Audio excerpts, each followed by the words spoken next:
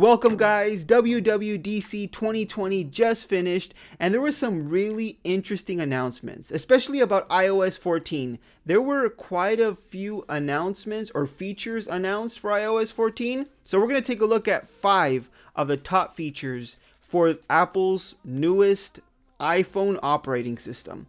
Let's get into it. So these top 5 features are in no particular order. These are just 5 things that I found really interesting with iOS 14 and I just wanted to talk about them. So let's start off with the first one. Widgets. And I'm not talking about those widgets that you use when you swipe right. No, those widgets are not very useful in my opinion. I'm talking about actual widgets. Android-esque widgets. Yes, we're finally getting those type of widgets on iOS 14 and they look very similar to something that you've probably already seen on Android. There's different applications that use these widgets, there's different sizes and you can put them right on the home screen, even on the second page.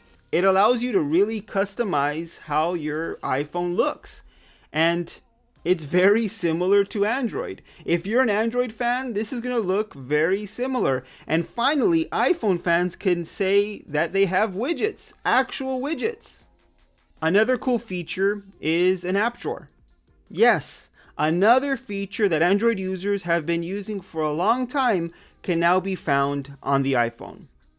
App drawer. Yes, Apple has changed it up a little bit. They have different groupings of applications. Some say recent applications. They also mentioned how they're going to have a section where applications that are recently used can be found so you can easily access those applications.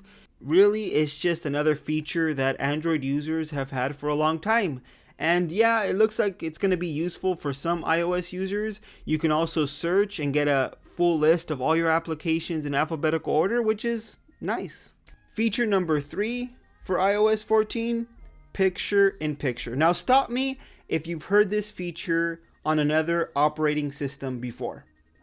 Yes, Android has had picture-in-picture for a long time, but iOS 14 now looks to have that same feature built in. They only showed off using picture-in-picture when watching videos or movies, so it doesn't look like you can use it with another just application. Let's say you wanted to type a message and browse the web at the same time. It doesn't look like you can do that. This isn't really multitasking or split screen multitasking. It's really if you want to watch a movie or watch a video and then get into your iPhone and have that movie or video be playing on a small box, and the phone allows you to do something else while that continues playing. Really, it's just a simple feature that we've seen in other Android phones. Feature number 4, and this is actually an application that's being added to iOS 14. And once again, stop me if you've heard this one before. Apple Translate. Apple is making their own Translate application and they showed off how it's possible to actually have conversations with other people that are speaking another language and it translates directly on the iPhone. Google Translate has been doing this for a long time already. Who knows how well or how useful this is actually going to be. Google Translate's pretty good, but it still has a lot of work to be done. It's really hard to actually have full-fledged conversations on Google Translate and it be as fluid as you would like. I don't know if Apple has figured something out when it comes to translating languages. There's only a few languages available for Apple Translate, so we're really going to have to take a look and see how useful this application is. But it's another feature that's already been found on Android and now it's on iOS. But you could already use Google Translate on iOS, so really this application wasn't very needed, but it's there. And the 5th feature, and by no means does this mean this is the worst feature, this is actually really cool. It's digital keys for your car. Apple's going to have that built in to the operating system.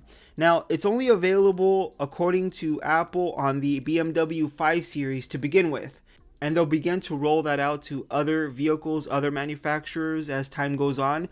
But I think it's really cool. If you own a Tesla, you're probably used to just using your phone to unlock your car. And now you could do the same thing with other cars. Apple's bringing that feature to other vehicles. And I thought it was really cool that you can actually send a digital key to other people. Like, let's say you wanted to let your friend use your car, you don't have to go and hand them your key. You can actually send them a digital key to their iPhone and they just use it. And you can even put restrictions on how they can use that digital key. So I thought that was really cool. It's really interesting. I look forward to Apple continuing to implement that into other cars, and hopefully that becomes a new normal. Imagine not having to go outside with any keys or wallets. I mean, you just have your phone. You can unlock your car, drive your car to the store, and use Apple Pay to buy something. I mean, that is the future, and I can't wait till that becomes the new normal. And that's pretty much it, guys. 4 of those features, I mean, they're just complete copies of what Android already has. I hate to say that. I'm a huge Apple fan, but I'm also a huge Android fan, and I've used Android for a long time, and I've used all those features that Apple mentioned. I've used it already on my Android phone. So it's nothing new. Really, it's kind of Apple catching up to Android. Really, that's what it is. It's making iOS more customizable, making it more useful, having things at a glance that you're going to actually use. That's what a smartphone should be, and it looks like iOS is starting to catch up to Android in that aspect. What did you guys think of all the announcements at WWDC 2020? There was so many things announced. Apple pretty much went through all the OSs and made updates to all of them. That was just iOS 14. I only spoke about iOS 14. There was a lot of other things announced. Let me know with a comment down below of some of the cool features you liked at WWDC 2020. If you want to see more videos on tech news, reviews, and much more, hit that subscribe button and the notification bell icon so you don't miss any of our new videos. Thanks for watching.